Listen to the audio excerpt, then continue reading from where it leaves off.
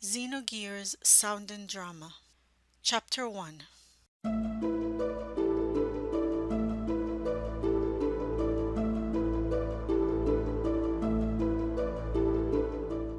For hundreds of years, war has raged on the northern continent of Ignis.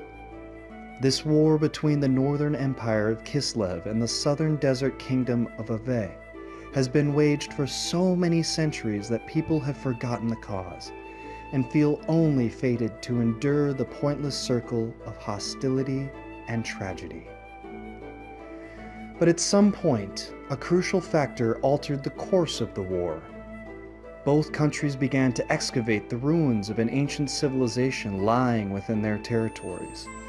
The tools and weapons they discovered in the ruins were then repaired by the Ethos, an institution that preserves the world's culture.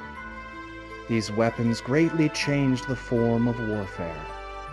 Instead of being predicated on man-to-man combat, battles were now waged by gears, giant humanoid fighting machines obtained from deep within the ancient ruins.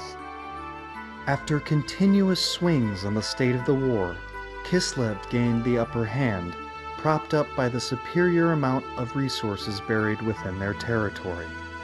But their victory was short-lived. A mysterious military force called Gebler appeared in the continent of Ignis and made contact with Ave. With Gebler's assistance, Ave was able to recover and return to an even standing with Kislev. Using its newly gained momentum, Ave began to capture territories from Kislev, and they show no indication of slowing down. Our story begins in the remote village of Lahan, which lies in the outskirts of Ave, near the Kislev border.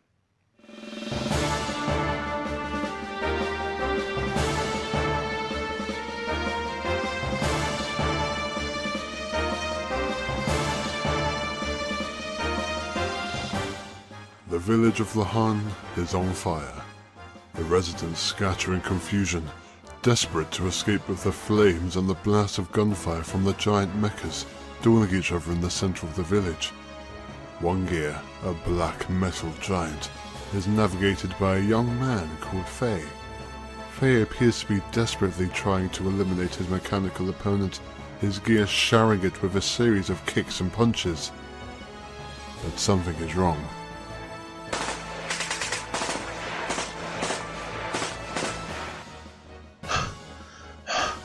Damn you! Take that! And that! Who on earth are you? No matter how often I knock you down, you still get up! Faye, stop! You must not fight here! Damn it! Why did it have to come to this? Why did it have to come to this? Faye asked desperately as the flames leap around him in uncontrollable rage, consuming the only home that he can remember. Only a few hours ago, the afternoon was hopeful and bright in the village. When that vision rises before him, the confusion and noise of the battle melts away. The flames freeze, are crystallized and framed. Inside a picture, the brushstrokes are bright pastels, a swirling medley of orange, yellow, and black, a simulation of burning fire. A young man stands in front of the painting. It is Faye, and the afternoon is bright in the village of Lahan. The afternoon of the day it all started.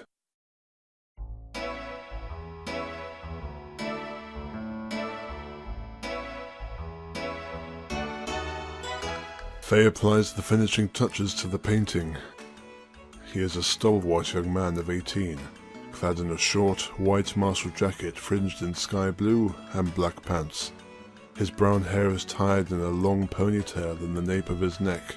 His expression is good-natured, and his grey eyes are serious. He takes a deep breath, surveying his painting for a moment. Then he stretches, looking pleased. That about does it. I think I'll take a break. Hey, there seems to be a lot of people upstairs. Funny, I couldn't hear it before. Oh, hi. You look busy. We have guests? Why, didn't you know? Timothy will be here soon to consult Chief Lee about the final details for the wedding tomorrow. Aren't you excited? Excited? Yes, I am. My two best friends are getting married after all. Alice is such a wonderful girl. Timothy's a lucky man. And you know, Faye, it's time that you got yourself a girl too. Why, it's been 3 years since you came here, and I'm sure the girls are all on edge. I suppose. I can still remember the day you came here. Such a terrible, stormy night. The rain beating and the wind howling. And there came up the road that man in a blue cloak, carrying you, his face all masked, knocking on Chief Lee's door. You were all soaked and bloody. We didn't think you'd make it. You had terrible nightmares for days, and constantly called out for your father. I wonder if that strange man who brought you to us was your father. Who is it? Who are you? What? You want me to look after this boy? But now, thank goodness, you're healthy and strong. Chief Lee has done a wonderful job with you. And I'm very grateful to him and to everyone in the village. They all accepted me with such warmth, especially Timothy and Alice. Lahan is my home now. Hey, Faye. You done with that painting yet? Almost, Chief Lee. I'm sorry I didn't come sooner to welcome the guests. I was so focused I didn't hear a thing. You and your paintings and head in the clouds. You should get out more. Bring a girlfriend or two home every once in a while. Just because you live with an old man like me doesn't mean you need to hold back now, you hear? Why, when I was as young as you are, it seemed like every day I would... never mind. Here's Timothy now. Timothy is a powerful, stocky young man, clad in a sleeveless blue shirt and white pants. His black hair is cut very short. He is simple and down to earth, and exudes an air of sturdy good humour. Timothy, hey! Hey! Hi there, Faye. My old man and I have to finish discussing the wedding arrangement with Chief Lee. Lots to get done before tomorrow. So how do you feel now that the big day is finally here? It still hasn't hit me as reality, to be honest. I wonder how Alice is feeling. But anyway, you'll be our main man, you know? Yes, Timothy. I was just thinking about that. And I'd like to thank both you and Alice again. I mean, when I came to the village 3 years ago, I was a complete stranger. I had no memory of my past when I recovered from my wounds. But you and Alice sympathized and encouraged me, and offered me a friendship. If it hadn't been for the two of you, I don't know what would have become of me. And now, you and Alice had better live happily ever after. I'm really looking forward to the ceremony tomorrow. Quit it, will ya? Getting all mushy on me. To me it feels like I've been friends with you since we were kids, so what are you thanking me for? Anyway, could you do me a favour? Could you go check on Alice? I'm sure she'll be glad to have some company while we're all busy here. I'm not allowed to see her before the wedding, you know. Bad luck and all that. Sure thing, I'll do that. Faye heads for the door, but as he approaches, it flies open abruptly, and a young boy barges into the house without ceremony. He is about 12 years old, with flaming red hair brushed back from his temples. His manner is authoritative, his features are sharp, and his dark eyes radiate belligerence. So there you are, Faye. We gotta talk. Dan, don't be so rude. What's with this barging in and all? Why is Timothy here? Put out, Timothy. Until you marry my sister, we got nothing to do with each other. I have some business here with my friend, Faye. So anyway, Faye, I have something to talk to you about. Really? Well, it must be serious. Yeah, it's really important. We gotta talk. Seriously, one-on-one, man-to-man. But we'll have to talk outside, 'cause there's a certain person listening here who could cause us trouble. Well, Timothy, be seeing ya. Take care until tomorrow. Ha! As of tomorrow I'm gonna be that kid's brother-in-law. And that part ain't gonna be no honeymoon. Well, I'll be seeing you, Timothy. Now where did Dan go?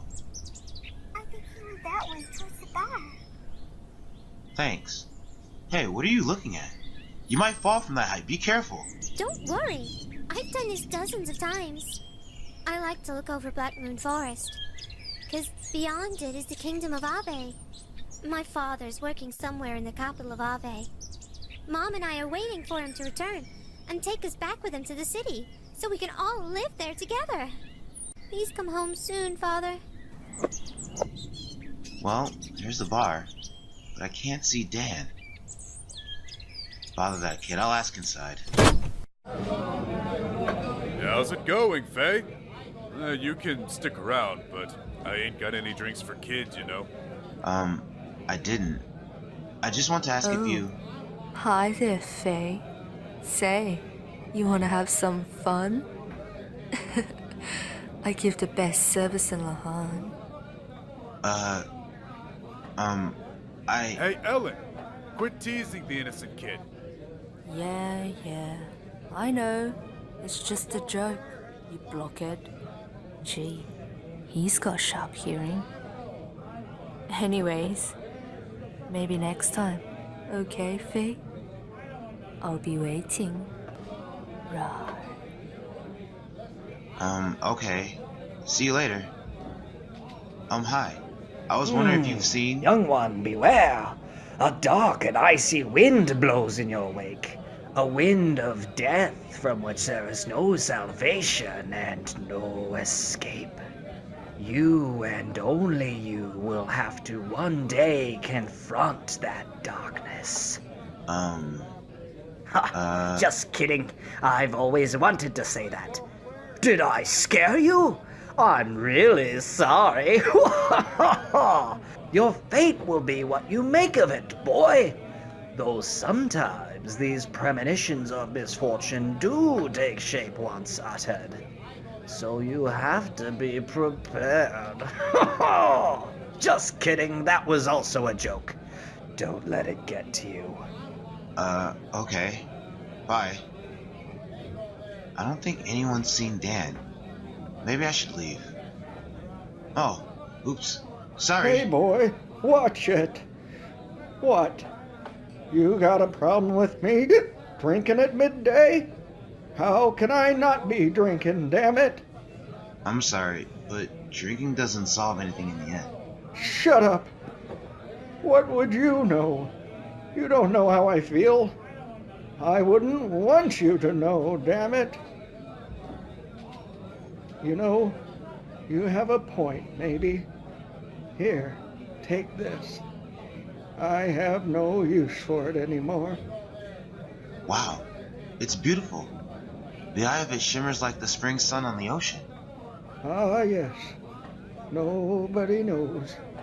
In the depths of the sea, a tear shed by a mermaid. Thank you. I better be going. Dan! There you are! Because of you, I had to go into that loony bar. So what? What we're gonna talk about is more important. You ready? Yes. So? So my sister Alice's wedding is finally happening tomorrow. So? What about it? Well, the thing is, I've always wished that you could have been my brother, rather than that musclehead Timothy. And you know that my sister's beautiful and a good cook. Also, this is just between you and me, but she's well endowed too. Dan. I know you know it, and it's not too late. You could steal Alice or run off with her. Dan, listen. Thank you for wanting me to be your brother, but Timothy's my friend. They're both my friends. I can't split them up. Don't give me that. You wish you could do it. Admit it. I better be going. I'll see you at the wedding. You coward. Well, here's the house. Why, hello, Faye. Are you here to see Alice? Our customs say that men cannot see the bride today. It's bad luck.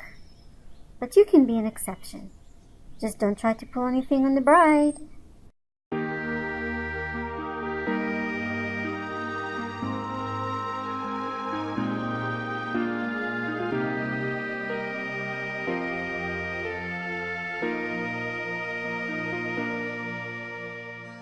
Faye walks upstairs to Alice's room. She is examining her wedding dress, a white, wide-sleeved garment fringed with red lace. She is a pretty girl with long black hair and mild dark eyes. When Faye enters, she turns round and then starts, blushing. Faye smiles at her, walking over and examining the dress. Faye, hi! You startled me. The dress is beautiful, Alice. It will look wonderful on you. Congratulations! I just finished it. It took more work than I expected. Oh, Hey. Faye? Alice. What is it? It's nothing. I see. Oh, yes, that's right. Have you seen Dan? Yeah, he's outside. As obnoxious as always. Ugh, that kid. He was supposed to run an errand for me. I was hoping he could borrow a camera and some lights from Dr. Izuki for the wedding ceremony. If that's all, I'll be glad to do it for you. Really? But I couldn't possibly. Don't worry about it. Also, it doesn't exactly make me feel comfortable having Dan handle such delicate instruments. What's more, I might have a chance to eat some of Yui's cooking if I go to Doc's place. That's my Faye. Well, I better be going then. Oh, Faye, wait! Huh? What is it? Should I get anything else? No, it's not that. I mean... Faye, have you ever thought about how things might have turned out? I mean, if you had only been born in this village, and if we'd only known each other earlier on, do you think that maybe... Oh, it's nothing. I'm sorry. Well, I think I'd better get going now. Oh, okay. Be careful on that mountain path. And give my regards to Dr. Izuki. I feel so foolish. Who am I kidding? In the Xenogears Sound and Drama Project Chapter 1, the narrator was Joel Hewitt. The opening narration, Chief Lee, Dan, Prophet Gramps at the bar, and the old drunk were played by Adam Wintz. Faye was played by Kai Fernandez. Citan and the bartender were played by Kevin Fuller. Timothy was played by Tom Dowdy. Alice and the little girl on the rooftop were played by Dale Dunlop. Ellen was played by Yuka Mochizuki. Chief Lee's maid and Alice's maid were played by Hadass Rose. The script is based on the original script of the video game Xenogears. The original script dialogue was compiled by StarCraft School, originally posted on the website Xenogears God in Mind, and utilized with permission from the compiler and website master. The narrative portions and additional dialogue were written by Hadass Rose. The music and sound effects were the original Xenogears game music composed by Yasunori Mitsuda. Some sound effects were extracted from the original game.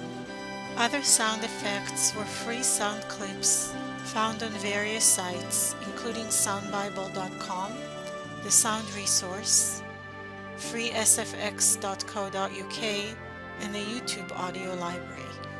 The Xenogears Sound and Drama project is based on the game Xenogears, which was directed by Tetsuya Takahashi and produced by Hiromichi Tanaka.